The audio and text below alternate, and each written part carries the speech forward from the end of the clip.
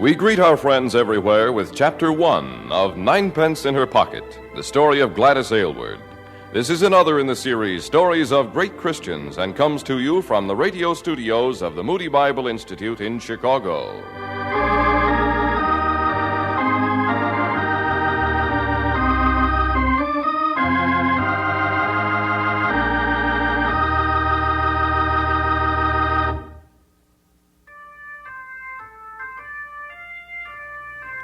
Throughout long centuries of civilization, China has fascinated the world outside her ancient borders. In the dawn of her history, nomadic invaders, tempted by China's prosperity, attacked and raided her agricultural communities. Later, fierce hordes of barbarians swept across the land in savage attempts to carry off her riches. Century after century, China has endured slaughter and ravage from outsiders. In the early 18th century, Europe's merchants and traders undertook long sea voyages, hoping to profit from fabled wealth. Later, missionaries from the West attempted to evangelize the people. But China had centuries of experience in dealing with outsiders. These foreigners were inferior barbarians and would, at all costs, be kept at arm's length. Besides, China had troubles of her own without permitting trouble to come in from outside. As the 20th century unfolded, China found herself in the throes of the terrible internal struggle that was to result in the defeat of General Chiang Kai-shek by Mao Zedong. But in the early years of that struggle, a world away, a small child was learning about war in her own country, a war to end all wars. And the land of China, where she would spend her life, was as remote in her mind as the ruler of the far-off country of Germany, Kaiser Wilhelm II, who had declared war on her England. Mum, it's almost tea time. Why isn't Dad home? Why haven't you set the table? Where's Violet? Oh, I don't know. Hurry up with the table now. Why isn't Dad home? Don't ask me. What with the war on, nothing's like it used to be. He's got so much extra mail to carry these days, it's a marvel he gets home at all. Maybe he's at a meeting. Imagine him being an air raid warden. The idea of him putting on that tin hat and wearing a blinking armband. He'll get killed running around the streets where those bombs are coming down. My teacher says the mail carriers know the streets best. It makes them marvelous air raid wardens. She says I can be proud my Da's doing his bit. Next thing you know, he'll be joining up. He's too old. Thank God. There, the tea's ready. Call Violet, Gladys. Your brother's going to be late, too, so the three of us might just as well... Oh, what's this? Tea time already? Hello, Da. You know right well it's tea time. Take off your jacket. I've been writing a letter to our boys at the front, Da. Can you fix it somehow so my letter will go to a lad that's been wounded? Well, that's nice. Oh, I don't mean anything dreadful, but I'd like to think of my letter going to someone all washed up and in the hospital. Let's see it. Dear brave son of England. No!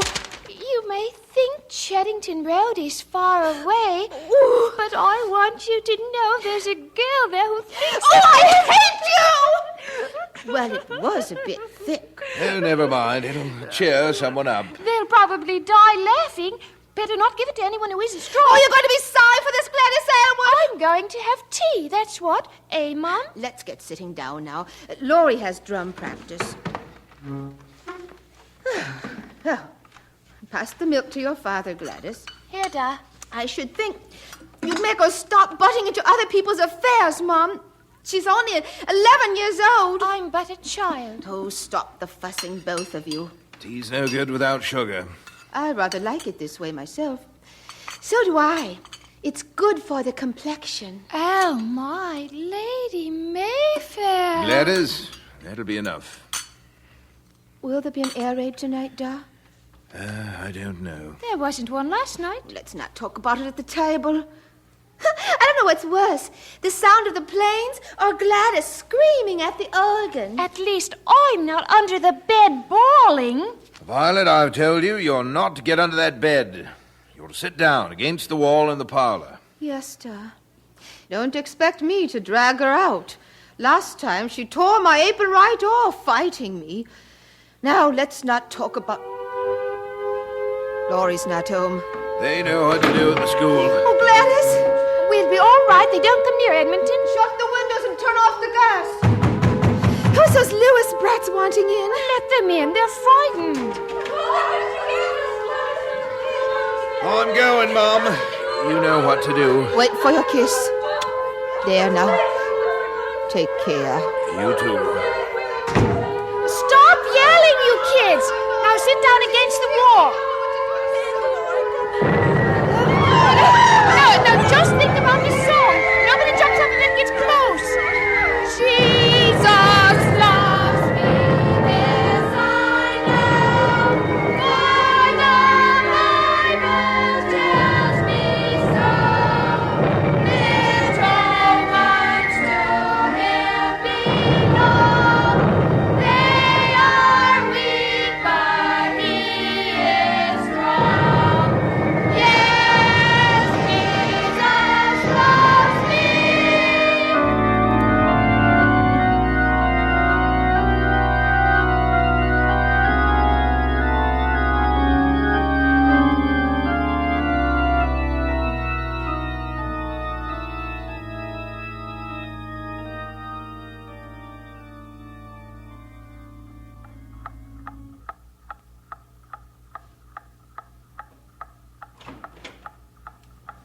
Well, everything all right? Yes. Laurie came home with some other boys after it was over. I'd like a cup of tea.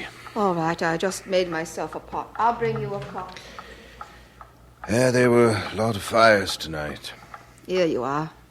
Good. Many hurt? Quite a few. Nobody around here. Violet, stay in the parlor? Yes. There was hardly any room for her. Gladys brings in every stray child in the neighborhood. I have to laugh at her and that organ. My head's about to pop off from all the yelling they do. They say they can't hear the bombs when they sing loud enough. They likely end up with pretty raw throats. That's right. But it keeps their minds off the bombs, I guess, so it's worth it. She's a good girl. Sometimes. But I will say in the bombing, she's like a mother hen with all her chicks under her wings. She says she isn't scared at all. Not much. I know. But the other kiddies believe it, and it makes them brave. Poor kids. Well, it's bedtime, Mum.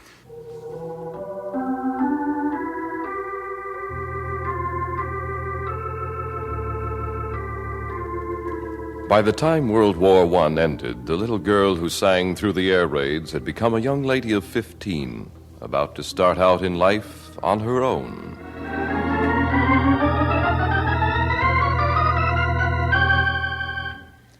Now, Mum, don't fuss so much. Violet's been in service for 3 whole years. I'm not too young. You'll find out being a maid in a big house is hard work, young lady. You won't be so anxious to go to work this time next week. Yes, Mum? Never mind larking about. You got your tram fare? Yes, Mum. And my clean handkerchief and... the address. You'll have to be proper now, Gladys. No more fun for you. Just work, work, work. Or the poorhouse. If you're a good little brother, I might buy you some sweets with my first pay. Smashing. If you're good. And don't play your horrid drum when I'm home. I won't. Gladys, you'll miss your tram. Goodbye, Mum. Goodbye, Laurie. Goodbye. Goodbye. Be a good girl.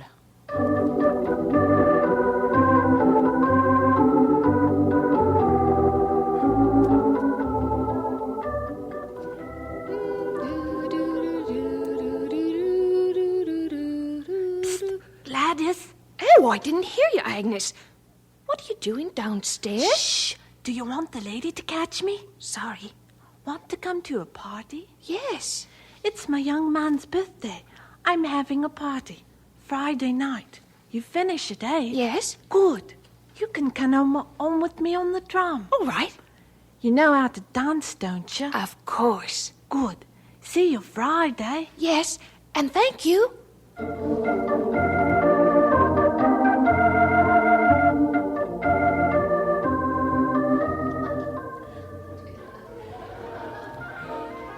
Come on now, Gladys. Why don't you let me take you to the pictures? You said you go every week. Oh, let's forget about it, Donnie, all right? But what's the matter? I know you like to go out. Oh, do leave Gladys alone, Donnie. If she said no, she meant it. You won't get her to change her mind. Oh, please, Gladys, don't be so stubborn. Why not? Why not what? Why not be stubborn? Well, it isn't nice. Oh, things. Agnes, what do you think of that? Donnie says I'm not nice. Miss Aylward, I work for Lady Wellington Carter, too. May I dance with you? Thank you. I'd like that. I think I've seen you working in the gardens, haven't I? Well, the new parlour maid is doing very well. She seems like a nice girl. A bit outspoken, perhaps, but a nice little thing. We'll have to invite her again.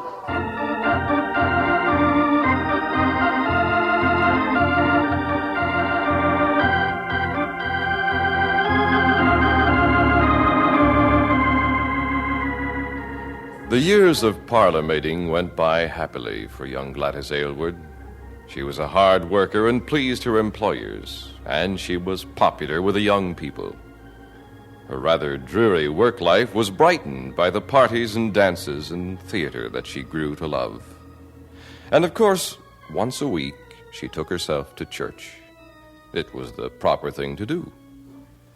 But she might have surprised herself to learn how carefully, week after week, she was listening to those sermons.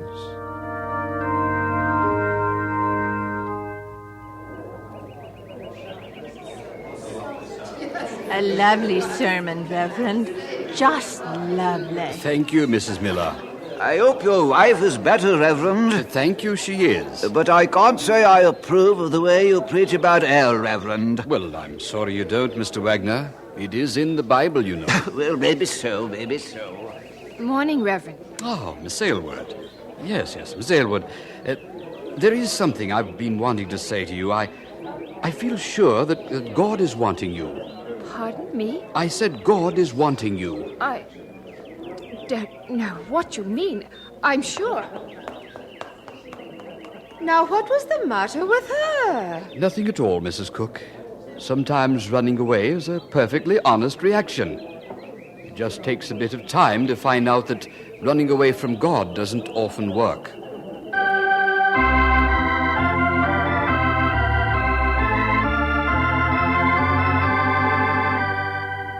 You've heard Chapter 1 of Ninepence in Her Pocket, the story of Gladys Aylward. This is another in the series, Stories of Great Christians, and comes to you from the radio studios of the Moody Bible Institute in Chicago.